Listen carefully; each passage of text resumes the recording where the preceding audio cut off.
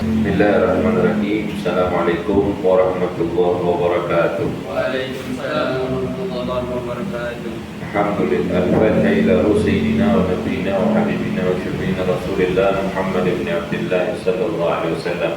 Thumma ila arwahi aba'i wa akhwani min al-anbiya wal mursalin. Wa thumma ila arwahi azwajihi wa ashabihi wa ahli baitihi tayyibin at-tahirin.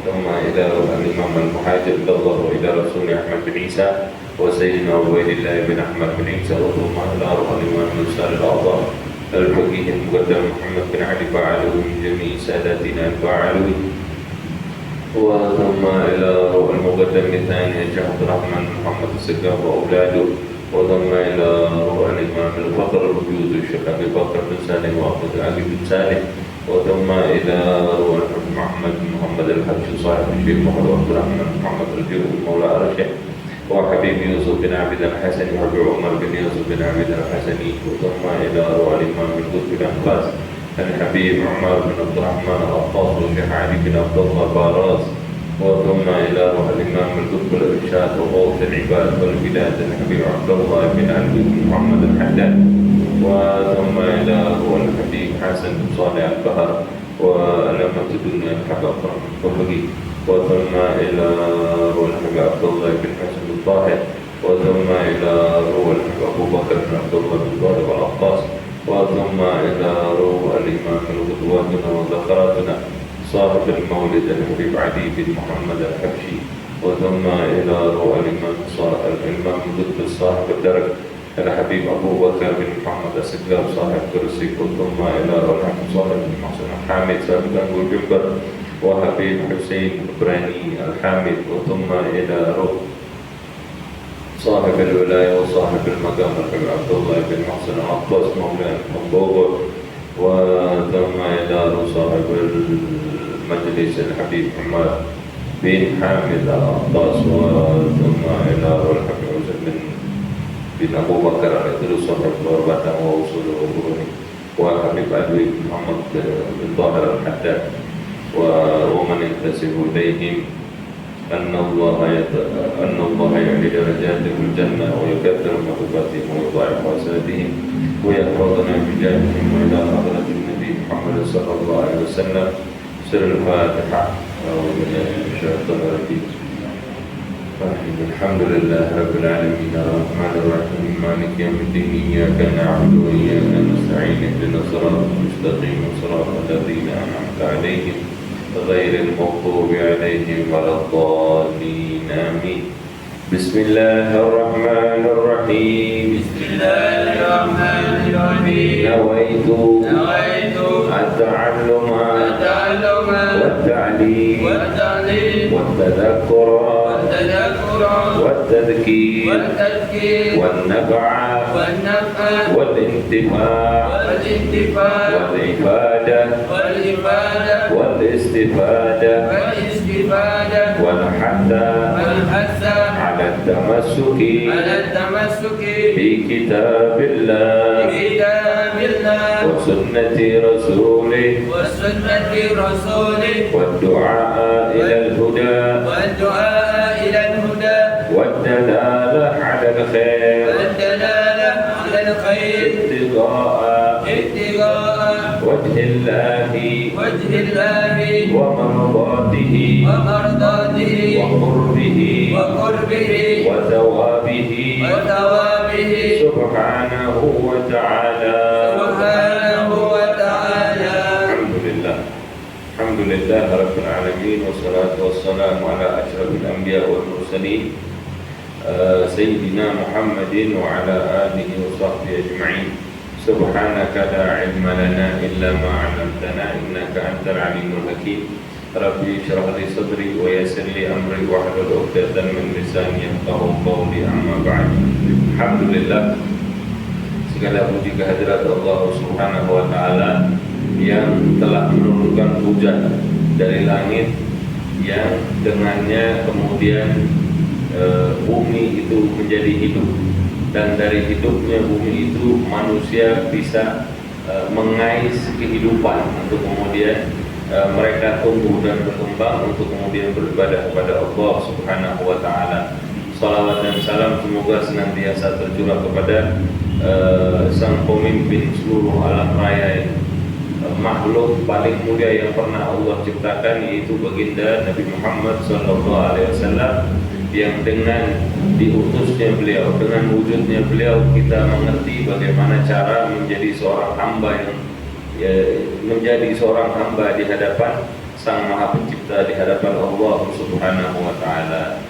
Dan pada malam hari ini kita kembali dikumpulkan oleh Allah Subhanahu wa Ta'ala untuk kita lanjutkan pembahasan tentang Madiyah Tasawuf wa Samadhi Ahli. Di pertemuan kita yang lalu-lalu kita sudah membahas tentang ciri kelima dari para pelaku tasawuf. Ya. Ciri yang kemarin sempat kita bahas itu adalah yang terakhir, masalah tentang tawadhu, ya, rendah hati. Merasa rendah hati itu merupakan sifat yang harus dimiliki, yang menjadi ciri dari seorang pelaku tasawuf. Karena demikian yang dicontohkan oleh Rasulullah SAW. Dikutip sebuah hadis riwayatnya Ibnu Asakir dari Sayyidah Aisyah radhiyallahu anha tentang bagaimana Rasulullah ditawarkan, apakah engkau ingin menjadi seorang nabi dan menjadi seorang raja, atau engkau ingin menjadi seorang nabi dan menjadi seorang hamba? Pilihannya Rasulullah menjadi seorang nabi dan menjadi seorang hamba. Rasulullah juga bukan orang yang miskin. Rasulullah aslinya orang yang kaya, tapi beliau memilih untuk berada di dalam keadaan yang berkekurangan dari sisi pandang manusia, karena memang beliau diutus sebagai contoh bagi seluruh manusia. Jadi Rasulullah pernah sebagai orang kaya dan Rasulullah pernah sebagai orang miskin. Umatnya Nabi Muhammad ini banyaknya orang kaya atau orang miskin? Banyaknya yang berkekurangan. Jadi mereka yang kekurangan punya contoh dari sisi siapa? Dari sisi Rasulullah SAW. Bahkan Rasulullah berdoa, Allahumma ahyini miskinan wa amitni miskin. Ya Allah, hidupkan aku dalam keadaan miskin, wafatkan aku dalam keadaan miskin, dan bangkitkan aku bersama dengan golongan orang-orang miskin. Jadi takwilnya bisa miskinnya miskin seperti yang kita lihat, ya memang keadaan manusiawi kita. Tapi di sisi lain juga miskin terhadap merasa miskin di hadapan Allah Subhanahu wa Ta'ala, yang memang sangat mengharapkan curahan rahmat dari Allah Subhanahu wa Ta'ala. Dan itu yang dicontohkan oleh Rasulullah SAW, menjadi seorang yang rendah hati. Dan Rasulullah pernah nggak Rasulullah sombong? Ya ada Rasulullah sombong. Bahkan beliau kalau dihina dirinya Rasulullah nggak ada masalah. Tapi kalau yang dihina itu adalah agama, yang dihina itu adalah Allah Subhanahu wa Ta'ala, baru beliau melawan dalam tanda kutip, gitu ya. Dan kita lanjutkan. Ciri yang keenam dari pelaku tasawuf adalah mengenal keutamaan bagi mereka yang memilikinya dan membersihkan hati dari kedengkian terhadapnya. Ya, mengenal keutamaan. Orang kalau misalnya ini lawannya dari sifat hasad, dengki atau iri, ya. Lawannya orang kalau punya sifat iri, punya sifat dengki. Apa sih itu iri, hasad, dengki? Itu mereka merasa bahwa keutamaan yang dimiliki oleh orang lain itu nggak pantas berada di dalam diri mereka. Terus pantasnya ke siapa? Ya pantasnya ke diri dia.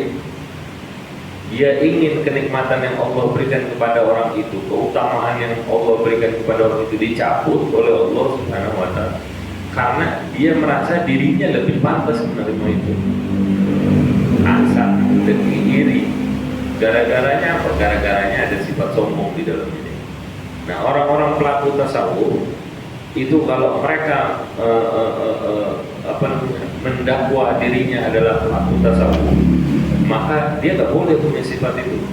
Justru yang harus dimiliki adalah mengenal keutamaan orang-orang yang memilikinya dan membuang kedengkian. Ya, di antara ciri-ciri yang sangat menonjol, dikatakan sangat menonjol, di samping berbaik sangka, husnudon sama orang, kemudian tidak memandang orang lain itu lebih rendah dari dirinya. Selain hal-hal itu, yang paling menonjol, yang sangat menonjol adalah kita juga mampu memposisikan manusia sesuai dengan posisinya. Jadi kita tidak rendahkan. Ada orang mungkin kalau kita lihat secara pendidikan dia sama kita bagusan kita. Secara kematangan misalnya kita merasa kita lebih pantas dari orang itu. Tapi yang dipilih untuk menduduki satu jabatan, pangkat tertentu gitu. Kenapa yang dipilihnya dia? Nah, kalau memang dia yang dipilih, ya sudah, itu memang sudah ketentuannya Allah akhirnya. Ya orang dia sudah duduk di situ, maka kita walaupun kita lebih tua, lebih pintar, lebih pengalaman, dengan dia berada di posisi tersebut, ya kita hormati. Kita hormati. Emang posisinya seperti itu. Sayyidina Abu Bakar As-Siddiq, Sayyidina Khalid bin Walid, itu di zamannya Sayyidina siapa? Abu Bakar As-Siddiq, itu ada satu pemuda yang dipinta oleh Sayyidina Abu Bakar As-Siddiq untuk jadi panglima perang. Padahal ada Sayyidina Khalid bin Walid, tapi yang ditunjuk orang ini.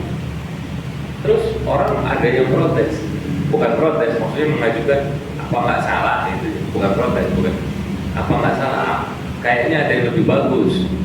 Terus katanya Sayyidina Abu Bakar, Anda menyuruh saya merubah keputusannya Rasulullah, karena orang ini dulu juga pernah diutus sama Rasulullah untuk menjadi panglima perang. Usianya masih muda, sekitaran 21 tahun atau mungkin kurang daripada itu. Tapi yang dipimpin ya Sayyidina Abu Bakarnya sendiri dipimpin sama panglima perang ya. Sayyidina Khalid bin Walid, Sayyidina Umar dan lain sebagainya. Ya. Dan mereka ketika Sayyidina Abu Bakar Siddiq memilih hal itu, ya mereka menghormati keputusan itu. Dan dia diposisikan sebagai panglima perang. Ya. Jadi memposisikan manusia sesuai dengan posisi mereka dan mengakui keutamaan buat orang-orang yang memilikinya. Orang kalau punya keutamaan ya sudah, memang itu sudah artinya ya sudah Allah yang kasihkan keutamaan itu kok. Suka nggak suka, bagaimanapun caranya Allah mengizinkan hari itu. Kalau dia memiliki keutamaan ya sudah. Kita nggak demen sama orang, kita nggak ada urusan kita suka nggak suka. Tapi sudah Allah kasihkan dia yang mempunyai keutamaan, ya sudah. Ya. Dan merasa senang dengan pemberian khusus dari Allah Subhanahu wa taala. Siapa yang Allah kehendaki, Allah berikan nikmat, keistimewaan maupun keutamaan tadi. Apapun yang Allah berikan kepada siapapun Allah memberikannya. Enggak ada urusan kita senang atau kita nggak senang, kita merasa lebih atau kita tidak merasa lebih. Tapi urusannya sebetulnya bukan urusan kita, bukan masalah kita. Titik beratnya adalah siapa yang memberi. Allah yang memberi. Kalau Allah mau memberi kenikmatan itu kepada siapapun yang Allah mau berikan, yang kita lihat siapa yang memberi, bukan kepada siapa diberikan, bukan apa kenikmatan yang diberikan, terserah Allah itu. Ini sebetulnya kalau di kehidupan sehari-hari kita nih, ini masalah begini ini banyak contoh, cuman kebanyakan hal-hal yang cukup sensitif, ya. Jadi kita mau akui atau kita tidak mau akui, hal-hal itu terjadi di sekitaran kita, ya.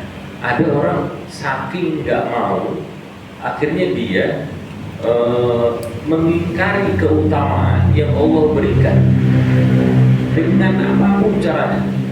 Dia berusaha bagaimanapun caranya supaya keutamaan itu jangan sejatuh ke orang itu.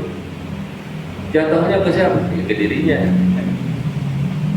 jatuhnya ke diri supaya dianggap ya mungkin ya Allah, saya nggak akan mau perpanjang soal itu. Tapi yang kita lihat orang yang mau menjalankan tasawuf, yang menjadi titik berat perhatian mereka bukan kenikmatannya, bukan jenis kenikmatannya, bukan kepada siapanya, tapi siapa yang memberikan.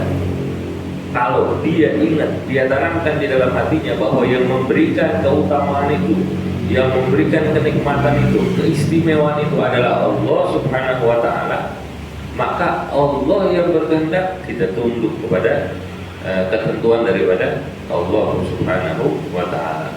Dengan sebab ciri inilah mereka sangat peduli terhadap setiap orang yang memiliki hak untuk memberikan hak mereka masing-masing. Maksudnya begini, ini agak sensitif ya, saya jadi gak enak. Kalau kita melihat ada orang dengan keutamaan tertentu yang mereka punya haknya, contoh begini, Rasulullah SAW dari ghanimah itu beliau punya hak 1/5 dari harta rampasan perang. Iya, kalau rampasan perangnya cuma 100.000, 2 juta, 1/5-nya cuma 2 juta. Tapi kalau harta rampasan perang itu nilainya 10 miliar, 2 miliar sendiri Rasulullah. Dan memang itu haknya Rasulullah. Memang itu haknya Rasulullah. Tapi mending mana? Hak itu 2 miliar, 1/5 tadi itu bisa jatuhnya kepada Rasulullah atau dijatuhkan kepada orang lain? Itu 2 miliar, kalau 1/5 itu contoh aja, jatuhnya kepada Rasulullah. Rasulullah apa memperkaya dirinya? Kan enggak. Jatuhnya buat siapa? Buat umatnya juga. Orang laki sama orang perempuan warisan. Anak laki dapat jatah 2 kali daripada anak perempuan. Kalau dapat 300 juta misalnya, anak laki dapatnya 200 juta, anak perempuan dapatnya cuma 100 juta. Adil ya? Ya adil, sesuai haknya gitu ya, karena memang haknya ditentukan oleh Allah begitu. Kok bisa orang laki lebih banyak daripada orang perempuan? Orang perempuan itu dapat 100 juta, ya 100 jutanya buat dirinya, dia kan nggak nanggung siapa-siapa. Sedangkan orang laki dapat 2/3 bagian, dapat 200 jutanya, dia harus nanggung istrinya, dia harus nanggung ibunya, dia harus nanggung saudari perempuannya, dia harus nanggung anak perempuan. Yang dia tanggung banyak di perempuan-perempuan juga. Nah, jadi kalau memang mereka punya keutamaan, ya kita berikan keutamaan haknya, itu memang sudah begitu. Karena itu ketentuannya Allah Subhanahu wa Ta'ala, pasti ada hikmah terbaik di belakang. Nah, ini masalahnya tinggal masalah keyakinan dari masing-masing orang. Mereka terima nggak dengan Allah yang telah memberikan itu, kepada siapa Allah berikan, apa haknya mereka disebutkan. Terima ya. Sayyidina Ali bin Abi Thalib radhiyallahu anhu wa karamallahu wajhah, beliau mengatakan, aku mendengar Rasulullah SAW bersabda yang maknanya, posisikanlah manusia pada posisi mereka masing-masing ya. Maknanya sesuaikan tanggung jawab seseorang itu sesuai dengan kemampuannya mereka. Satu, posisikan manusia sesuai posisinya. Berikan mereka tanggung jawab sesuai dengan kemampuannya. Jangan mereka yang nggak mampu kemudian kita kasih tanggung jawab terlalu besar. Jangan juga, kesian dia, kesian. Yang kedua, jangan merendahkan posisi dari seorang pemimpin dengan kapasitasnya. Kalau memang sudah terjadi, ya, ditetapkan oleh orang lain, dia menjadi seorang pemimpin, ya sudah, tugas kita adalah membantu sang pemimpin ini untuk bisa menjalankan tugasnya dengan baik. Kalau dia melenceng, diperbaiki. Kalau dia butuh bantuan, kita bantuin. Ya. Kemudian juga jangan mempermalukan orang lain. Kita memposisikan seseorang manusia pada posisinya mereka masing-masing, sesuai dengan posisinya masing-masing. Ya artinya kalau main bola gitu ya, kalau kita jadi kiper, ya sudah kita tanggung jawab di kiper. Jaga itu gawang jangan sampai kebobolan. Bukan dia yang terakhir. Tetap harus ada juga yang ngebantuin dari kalangan para backnya ini kan gitu. Pemain tengah kalau lagi diserang kan juga mundur. Tapi giliran maju, jangan juga si kiper tahu-tahu mau paling di depan. Ya tetap sesuai dengan posisinya mereka masing-masing. Kalau maju yang tengah bantu maju. Ya gitu. Kita jadi ngomongin bola nih. Tapi ya kurang lebihnya begitu, ya. Kemudian yang keempat, jangan juga merendahkan seseorang sesuai dengan prasangka buruknya kita. Ya. Dari Sayyidah Aisyah radhiyallahu anha, beliau mengatakan Rasulullah SAW telah memerintahkan kami untuk memposisikan manusia pada posisi mereka masing-masing. Ya. Ini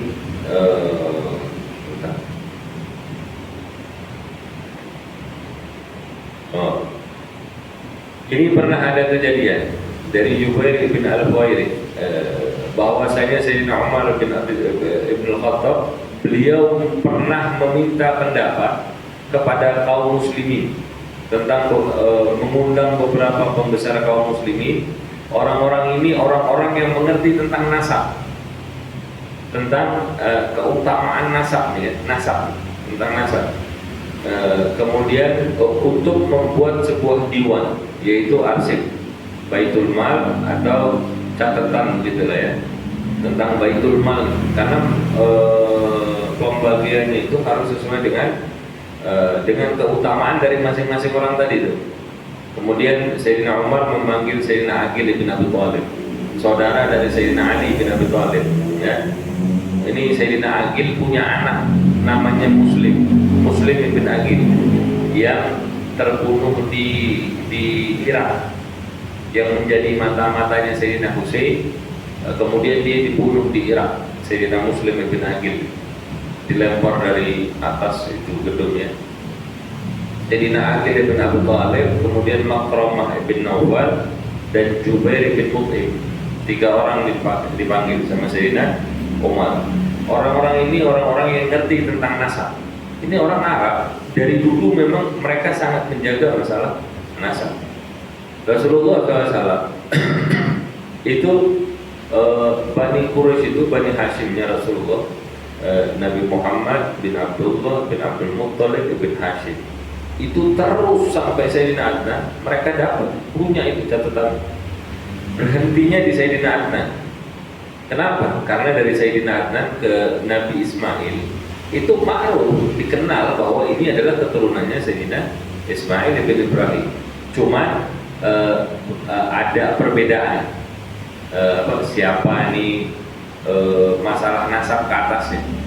Nama-namanya itu ada yang beda pendapat, tapi dia ma'ruf bahwa ini adalah keturunan daripada Sayyidina Ismail. Ini orang-orang ini yang dikumpulkan oleh Sayyidina Umar itu dikumpulkan untuk membuat diwan tadi itu. Kemudian Sayyidina Umar mengatakan catat orang-orang sesuai dengan kedudukan mereka masing-masing.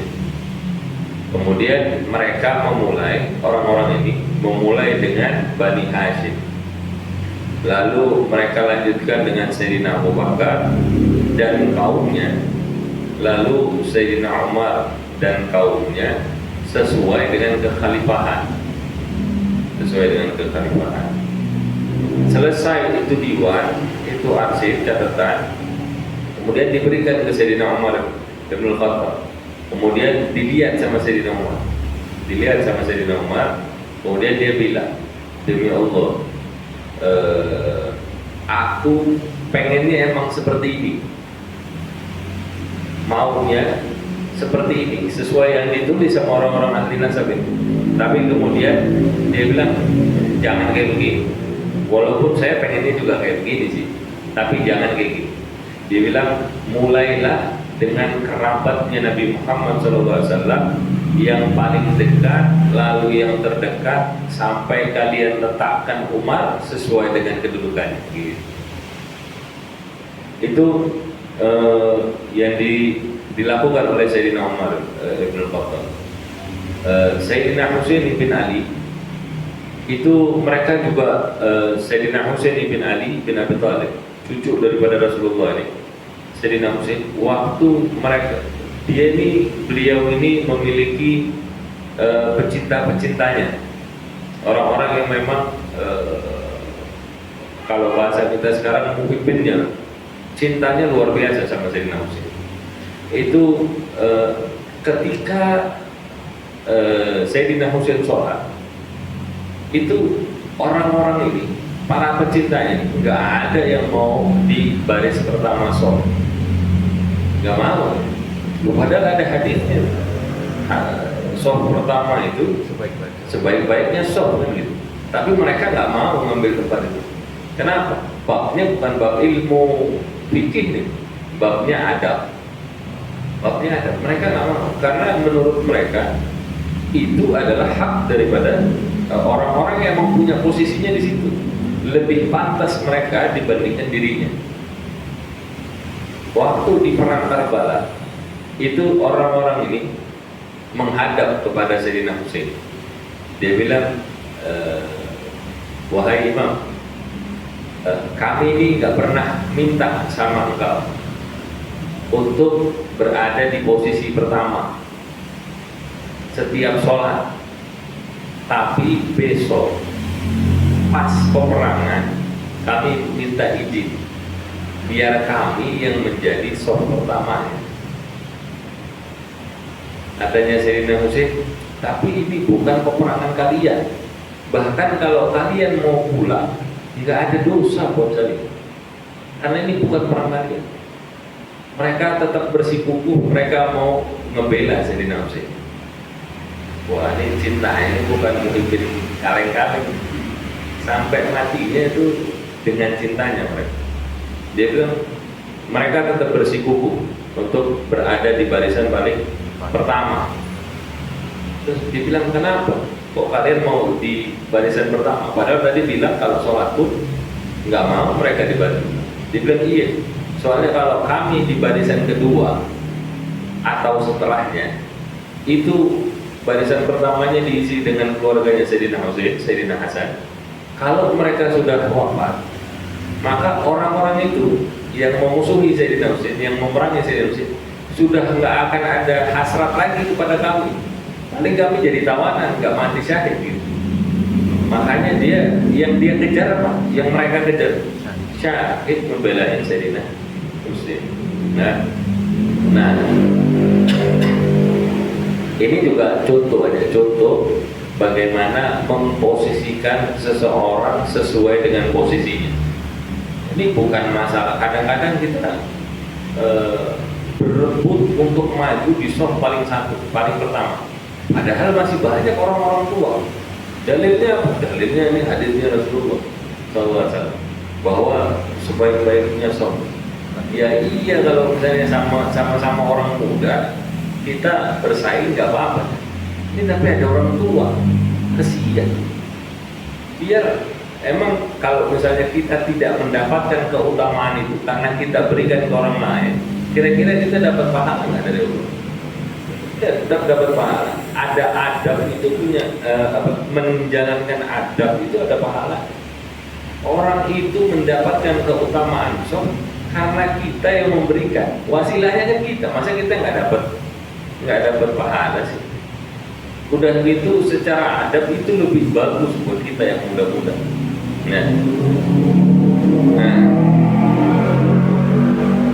Nah ini makanya kadang-kadang orang yang menjalankan tasawuf, masalah bab ini aja, masalah mengenal keutamaan orang lain, kemudian menempatkan posisi mereka sesuai dengan posisinya, itu kadang-kadang susah untuk dipahami oleh orang yang belum mengerti tentang hal ini.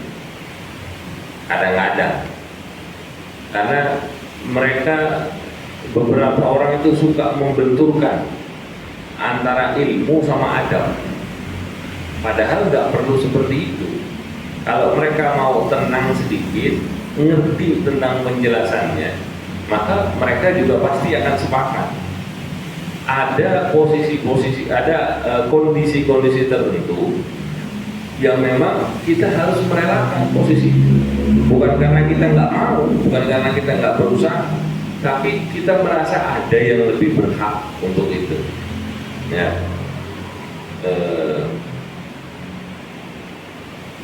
Ya, betul. Nah, ini kembali ke contoh tadi ini. Ini sebegininya juga nih Sayyidina Umar bin Khattab menempatkan keluarga Rasulullah SAW sesuai apa yang tadinya harusnya sesuai dengan kekhalifahan, minta dirubah. Sayyidina Umar minta dirubah supaya urutannya lebih kepada kekerabatan kepada Rasulullah, yang paling dekat, kemudian yang dekat, yang lebih dekat, baru tempatkan Umar, Sayyidina Umar bin Khattab sesuai dengan tempatnya. Padahal Sayyidina Umar bin Khattab sahabatnya Rasulullah SAW, tapi menurut Sayyidina Umar, kerabatnya Rasulullah itu lebih memiliki hak posisi kedekatan dibandingkan dirinya. Ini Sayyidina Umar yang bilang. Ini Sayyidina Umar yang bilang. Ini kalau ada orang bilang bahwa Sayyidina Umar benci sama keluarganya Rasulullah SAW, bagaimana begini dibilang benci? Kalau ada orang juga berlindung dari sisi pengetahuannya bahwa nggak ada keutamaan begitu, bahwa yang paling utama di sisi Allah adalah orang-orang yang bertakwa. Ini Sayyidina Umar. Sayyidina Umar lebih paham mana mereka sama Sayyidina Umar. Memang Sayyidina Umar nggak ngerti nih masalah ketakwaan. Apa itu ayat? Inna akrakum indallahi atqakum. Lagian juga ayat itu kan bicaranya soal yang paling mulia di sisi Allah, bukan di sisi kamu, bukan di sisi manusia. Adalah yang paling bertakwa, yang ngerti takwa itu, takwanya kita yang paling ngerti siapa? Allah Subhanahu wa Ta'ala. Kita bisa nggak ngukur takwanya orang? Wah, orangnya jidatnya hitam, pakai imamah gede, celananya cingkrang, pakaiannya bagus, selalu di masjid 5 waktu, puasa Senin Kemisnya nggak putus. Kira-kira dia orang yang bertakwa? Husnuzonnya kita, dia bertakwa. Tapi kualitas takwanya dia tahu nggak kita? Yang kita nggak tahu. Yang tahu siapa? Allah. Ya sudah, kalau yang kita tahu, yang tahu tentang kadar takwa kita adalah Allah, jangan pakai ini ayat untuk kita menilai orang lain. Dulu ini yang ngerti Allah kok, masa kita pakai ayat itu buat kita menilai orang lain. Bahkan Rasulullah SAW di dalam salah satu riwayat itu mengatakan bahkan kalau ada orang puasanya Senin Kemis, ibadahnya bagus lah, ibadahnya bagus, matinya di antara 2 rukun Ka'bah, antara rukun sama Maqam Ibrahim, matinya di situ. Tapi kalau di dalam hatinya ada kebencian kepada keluarga Rasulullah SAW, maka dia nggak bakalan masuk ke dalam surga Allah. Padahal kalau kita lihat ketakwaannya, contohnya itu ibadahnya bagus sekali. Takwa nggak ada? Ya takwa sih. Ya pandangan manusia takwa orang itu. Tapi di sisi Allah, cuma Allah doang yang tahu. Nah, tapi kita ngomongnya ini pandangan basyariah, ya manusiawi kita. Kita lihat orang itu kalau punya takwa, kalau punya kedudukan, ya sudah kita sesuaikan dengan kedudukan. Masalah dia benar nggak benar, takwa nggak takwa, bagus nggak bagus, segala macam urusan itu urusannya dia sama Allah. Urusannya orang itu sama Allah. Urusan kita ya kita diperintahkan adabnya untuk kita buang kedengkian di dalam hati kita. Dan kita yang kita lihat dari orang itu adalah dia mendapatkan kenikmatan itu, keutamaan itu karena Allah mengizinkan orang itu untuk mendapatkan pemberian dari Allah Subhanahu wa taala. Nggak usah pakai dengki-dengki. Kalau kita iri atau kita dengki dengan kenikmatan orang itu, sejatinya kita itu sedang tidak setuju dengan Allah Subhanahu wa taala. Karena kan yang memberikan itu siapa? Allah Subhanahu wa taala. Kalau kita nggak setuju dengan hal itu, ya kita sedang menggugat Allah Subhanahu wa taala. Maka hal ini seperti syirik yang kecil, lembut sih, tapi nilainya buat orang-orang yang memahami kedengkian terhadap hal itu adalah satu hal yang luar biasa berat di sisi Allah. Rasulullah Sallallahu Alaihi Wasallam itu pernah bersabda, waspadalah kalian terhadap kedengkian, karena dengki itu, hasad itu, sifat hasad itu memakan kebaikan seperti api yang memakan kayu bakar, kan gitu ya. Kayu bakar lama-lama habis ya, ya habis lah ya.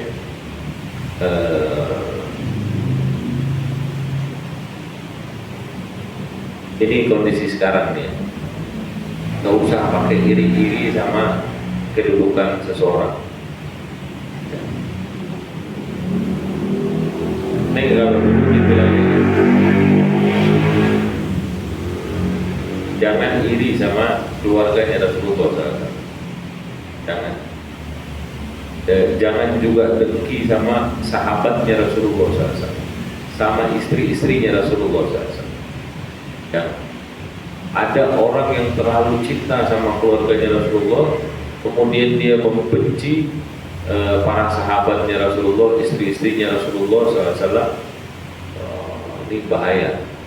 Ada orang yang tadi cinta sama keluarga Rasulullah, benci sama sahabat, sama istri-istrinya Rasulullah. Ada orang yang cinta mati sama sahabat, sama istri-istrinya Rasulullah, dan mereka membenci keluarga Rasulullah SAW dengan sebenci-benci.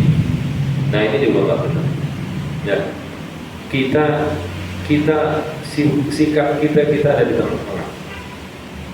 Kita cinta keluarganya Rasulullah, kita cinta sahabatnya Rasulullah, kita cinta istri-istrinya Rasulullah SAW. Ummahatul Mukminin, ibunya orang-orang mukmin. Makanya di jandanya Rasulullah itu nggak boleh dinikah sama orang muslim. Kenapa? Karena dia pangkatnya adalah ibu kita. Haram nikah sama ibu kan gitu ya. Makanya nggak boleh. Hikmahnya. Nggak boleh kita menikah. Nggak ada yang boleh menikahi jandanya Rasulullah SAW. Nggak boleh. Ini sikap kita begitu. Kita cinta. Semua kita cinta. Cinta kita sama mereka gara-gara apa sih? Apa mereka nggak punya salah? Apa mereka benar terus? Ya enggak juga. Ya, mereka juga punya salah. Kadang-kadang mereka juga melakukan hal-hal yang keliru, atau kita berbeda pendapat dengan mereka. Hal itu normal. Tapi yang kita lihat bukan pribadinya tadi, tapi yang kita lihat mereka ini keluarganya siapa sih? Keluarganya Rasulullah SAW. Mereka ini sahabatnya siapa? Sahabatnya Rasulullah SAW. Mereka ini istrinya siapa? Istrinya Rasulullah SAW. Semua bermuaranya kepada Rasulullah SAW. Nah, itu sampai Sayyidina Bilal itu berubah. Itu ketika Rasulullah wafat, selesai wafat, itu Sayyidina Bilal tak bisa tinggal di kota Madinah. Hatinya penuh kerinduan sama Rasulullah SAW. Akhirnya dia minta izin untuk pergi keluar dari Madinah. Pergi ke mana? Ke Syam. ke Syria. Berapa lama di sono? Satu malam Sayyidina Bilal mimpi. Katanya mahal Jafar ya Bilal, ini kekeringan apa? Akhirnya Sayyidina Bilal itu bangun pagi harinya dalam keadaan berkeringat. Dia bilang sama istri, saya mau ke Madinah, mau ziarah pada Rasulullah SAW. Akhirnya berangkat. Sampai masuk di kota Madinah ketemu Sayyidina Abu Bakar Siddiq. Ini sahabatnya Rasulullah, dua-dua sahabat. Tapi ini khalifah Sayyidina Abu Bakar. Dia bilang, Sayyidina Abu Bakar minta kepada Sayyidina Bilal untuk azan. Ditanya sama Sayyidina Bilal, dulu ente ngebebasin anak karena Allah atau karena apa? Karena Allah. Bilang kalau gitu jangan paksa saya untuk azan, karena udah nggak kuat Sayyidina Bilal. Ketemu sama Sayyidina Umar, diminta lagi untuk azan, nggak bisa. Terakhir ketemu sama dua anak kecil, yang satu usianya 9 tahun, yang satu 8 tahun, atau kurang lebih lah, Sayyidina Hasan sama Sayyidina Husain. Itu mereka bilang, wahai paman, kami ingin mendengar suaramu untuk azan. Apa kata Sayyidina Bilal? Sayyidina Abu Bakar ditolak, Sayyidina Umar ditolak. Ini dua anak kecil ini nggak bisa ditolak sama Sayyidina Bilal. Dia bilang, kalau saya nolak permintaan kalian, saya khawatir saya ini nggak dapat syafaat dari kakek kalian. Ini Sayyidina Bilal menempatkan orang sesuai dengan posisinya, bayang. Ya. Mereka itu punya keutamaan, tapi dua anak kecil ini yang punya keutamaan yang lebih di matanya Sayyidina Bilal. Ya. Bahkan itu ada kitab namanya Ihya'ul Mayyit bi Fadail Ahlul Bait, karyanya Imam Suyuti. Itu di situ dilihat bagaimana Sayyidina Abu Bakar Siddiq memposisikan keluarganya Rasulullah SAW, bagaimana Sayyidina Umar bin Khattab memposisikan keluarganya Rasulullah SAW. Terus ada orang sekarang yang benci sama Sayyidina Abu Bakar, benci sama Sayyidina Umar, benci sama Sayyidah Aisyah, benci sama Sayyidah Hafsah, benci sama istri-istrinya Rasulullah. Kira-kira hal ini menempatkan seseorang dalam posisinya atau enggak? Kira-kira hati mereka itu dipenuhi dengan kedengkian atau enggak? Ya bisa kita nilai. Bisa kita nilai. Dari tuntunan ini kita tempatkan orang-orang itu sesuai dengan posisinya mereka masing-masing dan jauhkan sifat dengki. Ya, Imam Ghazali di dalam Ihya Ulumuddin beliau mengatakan, bisa jadi seseorang itu benci kepada orang yang dipuji oleh manusia, dicintai oleh manusia dan dimuliakan oleh manusia, dengki, sehingga orang tadi itu menginginkan hilangnya nikmat tersebut dan ia tidak mendapatkan jalannya kecuali dengan menjatuhkan martabatnya. Ini saking dengkinya orang itu, dia menjatuhkan martabatnya, dia jelek-jelekkan orang itu hingga dia ingin menggugurkan air wajahnya. Maksudnya kehormatannya itu dihancurkan, ya, di sisi manusia, sampai orang-orang itu berhenti memuliakan dia, berhenti memuji dia karena sebab dengki. Dengkinya itu akhirnya bagaimana? Karena sifat dengkinya, dia itu berat mendengar perkataan pujian orang terhadap orang yang dia dengkikan tadi. Itu sebegitu buruknya itu sifat dengki.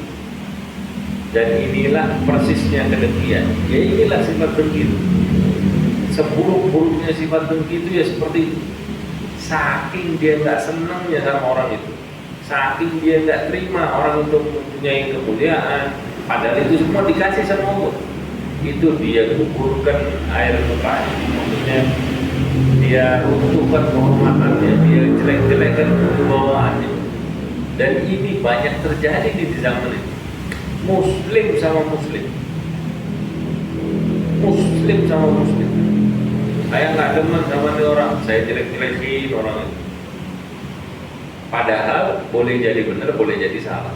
Tapi tetap aja walaupun itu benar, nggak pantas kita menjelek-jelekan saudara kita sendiri kan. Walaupun bukan saudara sedarah, tapi dia seiman sama kita. Kita punya satu hal yang menyatukan kita semua. Tauhid kepada Allah, iman kepada Allah dan kepada Rasulullah SAW. Ya. Semoga Allah Subhanahu Wa Taala menanamkan di dalam hati kita pengenalan terhadap orang-orang yang memiliki keutamaan, dan kita punya hati yang lapang untuk menempatkan mereka sesuai dengan keutamaan yang mereka miliki, sesuai dengan posisi yang Allah berikan kepada mereka. Dan Allah jauhkan dari dalam hati kita sifat dengki, merasa bahwa hal itu tidak pantas untuk orang itu, kita yang merasa lebih pantas, sehingga kita melakukan hal-hal yang buruk. Semoga Allah Subhanahu Wa Taala menjaga kita semua dari keburukan itu, dan semoga Allah membersihkan hati kita, dan kita bisa wafat dalam keadaan hati yang selamat, hati yang selamat, dan kita hidup di dalam kubur kita dalam keadaan seperti itu. Kita diwafatkan dalam keadaan husnul khotimah, hati yang selamat, dan kita hidup di dalam alam kubur kita dalam kebahagiaan, dan dibangkitkan kelak bersama dengan Rasulullah SAW di dalam surga Firdaus Ta'ala, tanpa didahului fitnah, tanpa didahului hisab. Ala hadhihi niyyah wa likulli niyyatin salihah wa ila hadratin Nabi Muhammadin sallallahu alaihi wasallam. Surah Al-Fatihah.